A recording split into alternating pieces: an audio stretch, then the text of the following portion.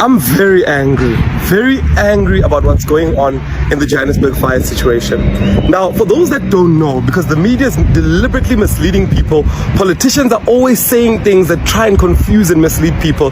Let me break it down to you so now there's over 100 buildings that they claim is hijacked. Let me explain what that actually means in English. What that means is that they sit down, they register NGOs in their children's names, in their relatives' names, and they claim those buildings from the city of Joburg for themselves. So an NGO for gender-based violence, an NGO for Nyaupe children, an NGO, they register random NGOs, and these NGOs get free buildings from government. What they then do is that they then hijack the buildings themselves and begin to collect rentals. So from these buildings, the same building we were at yesterday, the building that burned down, there were rentals being collected. People who lived in the area informed us that they were people who came in and collected rentals. Now, this is a building that's been given to NGOs. Why are rentals being collected? This is an actual building that somebody through an NGO owned and then thereafterwards pretended as though it's hijacked, and they were collecting rentals. Now, when we did the calculations ourselves, the rentals were about 300,000 rand being collected every month in cash, because these guys would send in people with guns to collect rent from people that lived in there. And there's over 100 buildings in Johannesburg where this happens. Now, the media is going to act like nothing's wrong. The people are saying, you know what, it's foreigners, etc., etc. We know that there's a syndicate working. We know that political parties in the city of Johannesburg are allocating buildings to themselves through NGOs, making profit. In one of the buildings, 5 million rand is collected in cash every single month. And the reason they all blame is to say, no, these NGOs take the people to court and they actually force people, the city can't do anything, our hands are tied. Of course they do that. They're collecting funds every single month. I don't understand why the media is not asking the people that are actually involved to find out what's going on. So there's a whole lot of corruption, and we need to open up our minds and actually see it for what it is. All right, yes, Johannesburg fire. There are quite a number of things that I want us to look at, as far as this Johannesburg fire situation is concerned. The number one thing that I want us to look at is the report that says a lot of people have broken their limbs as they were jumping off the buildings, right? We're talking of people that do not have proper spinal cord as of now. You know what it means. It means others will have to use crutches now. They will never walk in a proper way anymore. We're talking of people that some of them will never perform in the bedroom because of that situation. A spinal cord is a most sensitive thing in a human body. You know what I'm saying? We're talking of people that have broken their arms as they were jumping off the building, right? Those are the things that I want us to look at. And there's a person that says when they got into that building, they paid an amount of 10,000 rand, and that was just the once-off money, and that's it. There's a story by Helman Mashaba. Helman Mashaba says, when we wanted to destroy this building, at least these civil organizations are the ones that stopped us. Where are they today? They are quiet, nowhere to be seen. But the moment you want to seize those buildings, the moment you want to close those buildings, they are there. They will take you to court. This is for the reason, you know what I'm saying? They want to take you to court. And Mashaba says this was bound to happen. On the very same note of buildings in Joburg, hijacked buildings, we have property owners taking the city of Johannesburg to court. As of now, that case is now before the court. The other, I wouldn't say interesting part, but I would say it's a topic of interest. Let me rather say so. It is the fact that we're getting told here that the rent would have been collected with guns. You know what I'm saying? There will be people month end that goes there with guns and collect rent. It tells you to say, hey, this situation was a very serious situation. Other than that, guys, the other thing that you need to note is the fact that it has been also alleged that the people that might have started that fire there could have been the Zamazamas. it has been alleged as well that some of the people that are suspected to have been residing in that buildings are zamazamas with their explosives. So yeah, there's a lot that has been said concerning that building. I'm gonna have to take you through all of that, provided that you're interested. Are you interested to know more about everything that I've just said now? Then if you are, please stick around. As you stick around, there's only one favor that I'm requesting from you guys, and that favor is that you subscribe, you like the video, and you do comment in the comment section below. Why do you need to do all of those nice things, good people? You need to do it. I mean, you need to do it because doing it does help out a lot when it comes to the YouTube algorithm to promote and spread this video to as many people as possible. So definitely, good people, the power here is in your hands. Please exercise that power in favor of this video. Good people, you need to watch this video until the end. You need to watch the ads in between. You guys, please, guys, you need to like the video. Take this video to 1,000 likes. You know what I'm saying? You need to comment in the comment section below. I mean, doing all of these things, guys, it is free of charge. You don't pay even a single cent. So if it's free, then why don't you do it? And lastly, this one you pay for it. You need to join, become a member of this YouTube channel from as little as 20 Rand a month.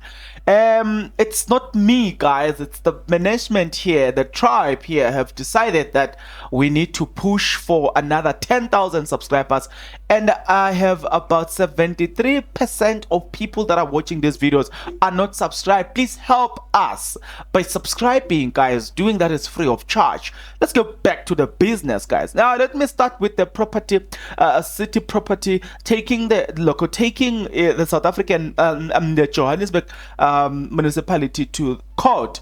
Yeah, guys, yeah, when it comes to Joburg, there are a lot of things that are happening here in this city of gold. Yeah, hey, guys, there are a lot of things that are happening in this city of ours, eh? But there's an article that has been released by the citizens. It was released by Syrian Rien on the 1st of September. Yeah, he released this article by which is titled "Property Owners Take City of Johannesburg to Court Over Illegal Occupants." Right? City of Johannesburg failed to provide alternative accommodation for tenants who stopped paying rent. The case before the Johannesburg High Court provide a fascinating insight into the uphill battle faced by property owners trying to reclaim a position of a residential building taken over or hijacked by illegal occupants. In this one, I just want to read the article, but I'm not going to explain anything. There are issues where I'm going to comment on. I just wanted to start this so it can give you a little bit of a background, but then as we proceed, then you're gonna hear my commentary. Let's continue. What is interesting about this case is that it is if successful, it opens the door to damage claim against the city and the state. That should get the attention of thousands of property owners around the country whose buildings have been hijacked or illegally occupied in a similar manner. In this case, the city of Johannesburg is among several respondents being taken to court for failing to provide temporary temporary emergency accommodation to score off illegal occupant who stopped paying rent in two Johannesburg residential building, both in Berea, comprising of 28 residents believed to be occupied by it's comprising of 28 residents believed to be occupied by 100 or so tenants. I wanna end it there. At least you've got the background as far as this building is concerned. Now let's go a little bit deeper now. Let's talk about let's go a little bit deeper now. Let's talk about Ndabaga Helman Mashaba. Helman Mashaba, this was bound to happen. And I'm like, yeah, Helman, what do you mean? He's like, yeah, this was bound to happen. And Helman Mashaba then said, the Johannesburg fire is not an incident but a murder. Yeah, yeah. But this was avoidable. It is an incident that was bound to happen. In my world, this is a capable homicide or murder, says Helman Mashaba. Look, he continues to say, it is a tragedy like this, president of the country do not even care and blah, blah, blah, blah, blah. Okay. Now, this is where the issue of civil organizations came in. Now, I think you understand now why I need to bring the issue of civil organizations. You know what I'm saying. Remember in my intro. Remember the intro. Now you understand the pursue, why I'm pursuing this as well. You know what I'm saying? He says that, speaking of, look, he also blames civil organization for ongoing to court, for going to court each time he wanted to remove people from dilapidated buildings. He says these organizations always block us when we wanted to do these things right. They unleashed insult and called me names, but I stood my ground and did not allow to be silenced. Right? Yeah. Yeah. I want you guys to tell me. I want you guys to tell me concerning this situation. To say. A lot have been said about people like Helman Mashaba, to say these organizations are pushing them against the wall whenever they want to do things right. And I want to remind you of something. Kenneth Gunene? Yeah. Yeah, I think so. Not long ago, he was a temporal mayor of the city of Joburg. One of the things that he did, in those few days, I think he destroyed one building. And guess what? Yeah, we were told about a lot of lawsuits that there are possible lawsuits against him and all the stuff. Now, I'm asking you, as you're looking at this, as you have heard of this thing, do you see that some of the organizations that are fighting for human rights, it's not necessarily human rights, it's their money. Ching, ching, ching, ching. You know what I'm saying? So when you destroy those buildings, or whatever you do on those buildings, you are actually depriving them the 5 million rand that they could have collected illegally. You know, you are depriving them the 300,000 rand that they were collecting in those buildings. So you know it's a lot of money. So you do think they'll just let you go because of that? It's bound to happen. But do you see that sometimes we get mobilized as community? We fight battles for politicians, the battles that we know nothing of. You know what I'm saying? Battles that actually the people that sometimes we get to fight are the right people that wants to do things the right way, but we get misled, and we simply buy into a narrative that we don't even know where it comes from. These are some of the results of these are some of the results where we are being told that we wanted to do things the right way. And am I saying occupying those buildings was it wrong or right? No. I'm saying it's always good to do things the right way, in a sense that what I'm trying to say is it would have been better if we are saying, even if you are an illegal foreigner, but whatever building you are occupying, you are occupying in a right way. You know what I'm saying? You're not occupying in an illegal way, because one way or the other, when something happens, it's gonna you deserve the rights. Let me say so. So I am saying, there are a lot of things that we need to look at into the situation. There are big players here, people that can do whatever it takes. They can take your life if you stand on their way. Yeah, guys. I don't know. But again, let's do this article that was released by Daily Sun. It was released on the 1st of September by Zandile Khumalo. Well, it's not the one, Kelly Khumalo. Oh, definitely sure. You know what I'm saying? It's not that one. I know you're gonna ask me, does that one have metric? That one has never recovered from that question, so please don't ask that question. That one has never recovered from that question. So please don't ask that question from that one. Yeah, the strategy in the Johannesburg CBD stole the show this week. Yeah, at least 76 people died and 52 other were injured. Right, so 72 plus 52, 7 plus 5, it's 12. Obviously, you're gonna put that number 2 and 6. You know what I'm saying? So 76 people died and 52 others were injured. Right.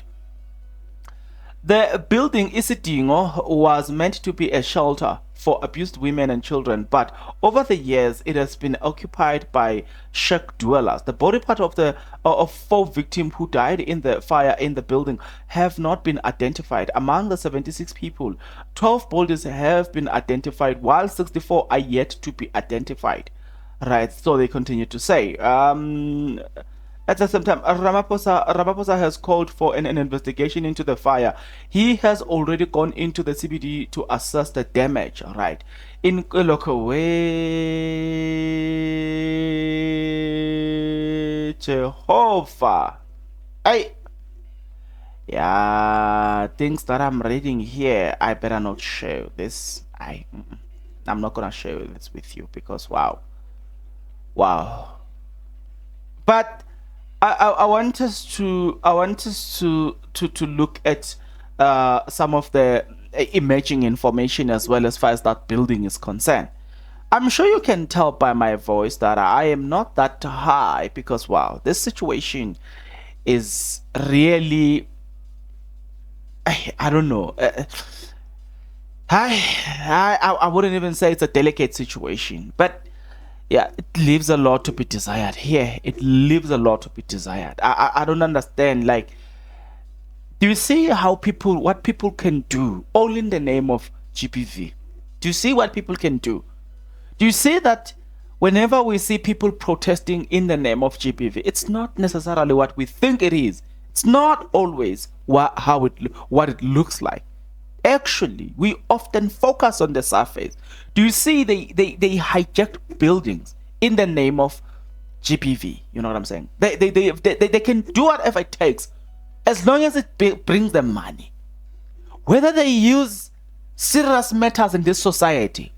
Do you see when I say some of the organizations that we support, some of the people that we promote, some of the people that we advocate for, they are not fighting for what we think, what we actually are fighting for.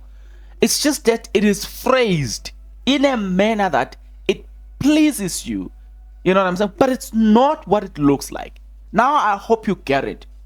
Now I hope you understand when I say to people, when you protest and you go to these people and you say, end it now, you are asking the wrong people here. And I've been saying this.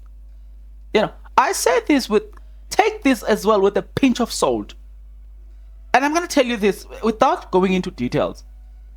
Because if I were to go into details, definitely sure, I won't see the next day. And that I know for a fact. Some of the people that you take your memorandum saying, our children went missing, girls, these women, they are a part and parcel of the very problem we are complaining about.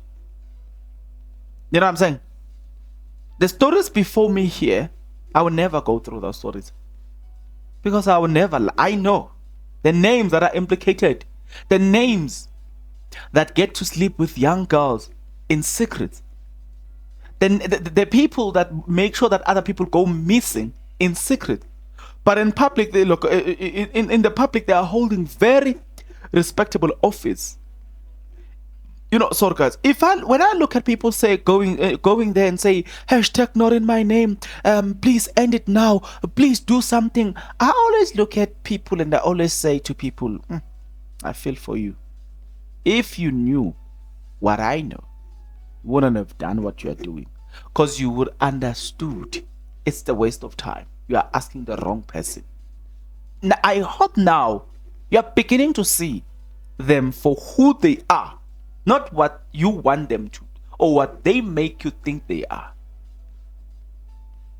Guys, let us learn. Politicians are not our friends. Even if they speak good of us, they are not your friends. Politicians are not your friends. Politicians can speak good of you while they are busy exploiting you. This is a perfect example. They occupy those buildings in the name of, of a serious issue. GBV. You know what I'm saying? It's a serious issue. But they will occupy those buildings. So they will use that serious issue for their benefit. If they did something like this at Joburg, in just one building that we get to know now, how many more evil deeds have they done which have not come to light? It's only one that have came to light. I'm telling you, if I were able to open my chest, if I was living in a country where I would be free to say those things, definitely sure I'll definitely say that. And if I was able to say those things, then you will understand why you never trust politicians. Even if, or in any way, shape, or form, no matter they come, even if they are now in the police sector, even if they are in, do not trust politicians. They are not for you.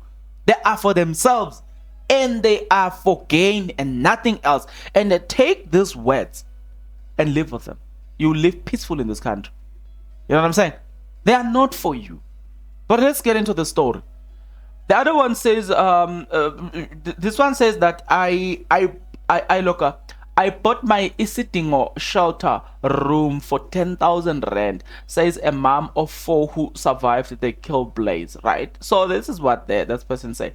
Singpiwe Zondo, utige, a survivor of a Joburg shelter for abused, a survivor from the Joburg shelter for abused women and children who survived the deadly fire on Thursday, says she paid about 10,000 rand once off for her small unit. Singpiwe Zondo, who has stayed at the shelter for 3 years, was in her room with her 4 children when he heard the scream of the panic from people who alerted them that the Isitingo shelter building she called home was on fire. She says the city-owned shelter was declared a hijacked building after it was hijacked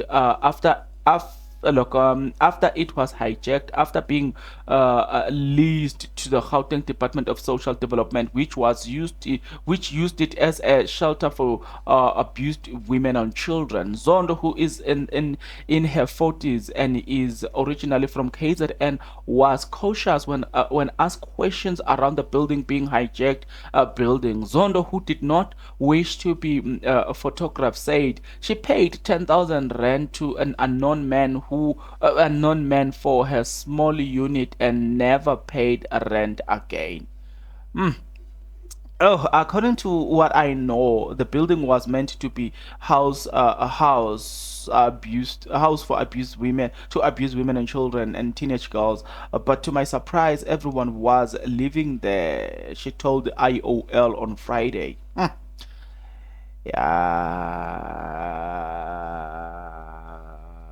Ay, yar. Greediness is getting a hold of a lot of people in this country. I'm not sure if you see to what extent people can go. You know what I'm saying? Just driven by greediness. We are in this mess because of some people's greediness. Nothing more, nothing less. It is politicians' greediness. And you never tell them anything. Anybody that dares standing on their way, they will eliminate you. And they've got people to do that easily so. And they will do it. Can't mess with those people. You know what I'm saying? Sorry, guys. Yeah, so there was a statement then from the minister. What a situation. What a situation. Minister said most survivors from the building were forced to jump for safety. Yeah, so this is what the minister says. The bigger portion is broken limbs. In some cases, two parties have broken their backs, affecting their spine. The large majority is broken long bones. So arms and legs, says the minister. There are very few survivors who were admitted for burns. Anybody who got burned couldn't escape. That's why there are so many facilities. Only those who could be able to run and escape are those who are in intensive care. Yeah, nah. This situation, guys, we realized that out of the 74 bodies we collected, only 12 that can be identifiable and identifiably viewed. But 62 of these bodies are banned beyond recognitions. Hence, it will take a while to finalize the process of harvesting the DNA sample from the bodies. They will be subjected to the LODOX system, which is an X-ray. Those bodies, because remember, they were allocated. Now, this is where also it gets funny. Remember, there were allegations of Zamazamas who occupies this building in our city. So we are not only supposed to focus on the issue of fire and assume that that will be the case of death. We have to ascertain if there were gunshot wound before they were banned. Oh, yeah.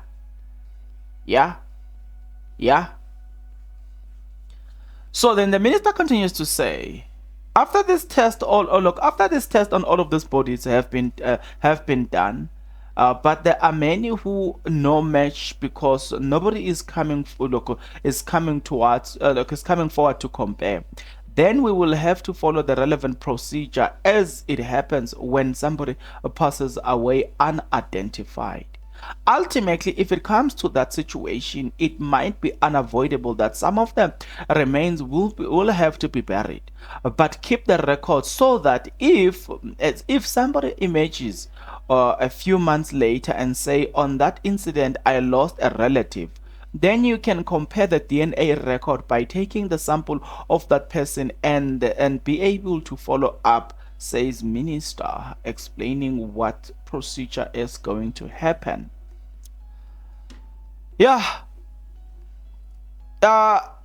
My interest was to look at the story at a broader scale. When it happens, I saw it like anybody else, but I was like, you need to go deeper. You need to look at certain aspect into the story and as it developed.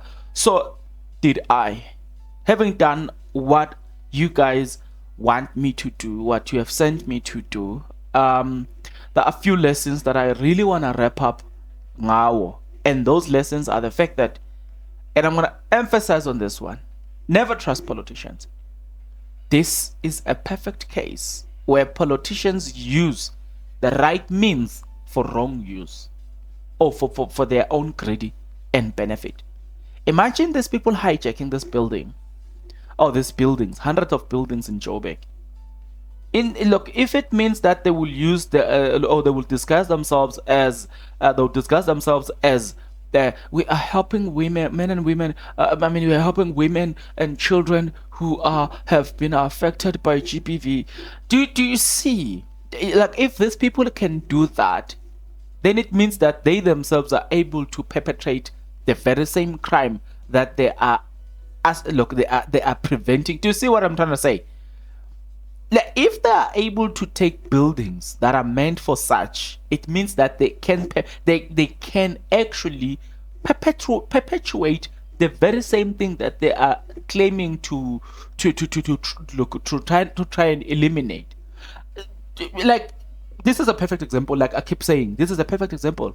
If they were able to hijack a building for that, then what stops them from participating in the very same crime that they are disguising under as they take that building? What stops them? The hint is there. When we talk about never trust politicians, the things that politicians do behind closed doors, you will never like them when it comes to light. Never. The hint is right there. If you are doing your own investigation, do your own investigation around what I've just told you. Right? But yeah, enough for my safety. Let me end it here. You and I will meet in the next video. But until then, please take care.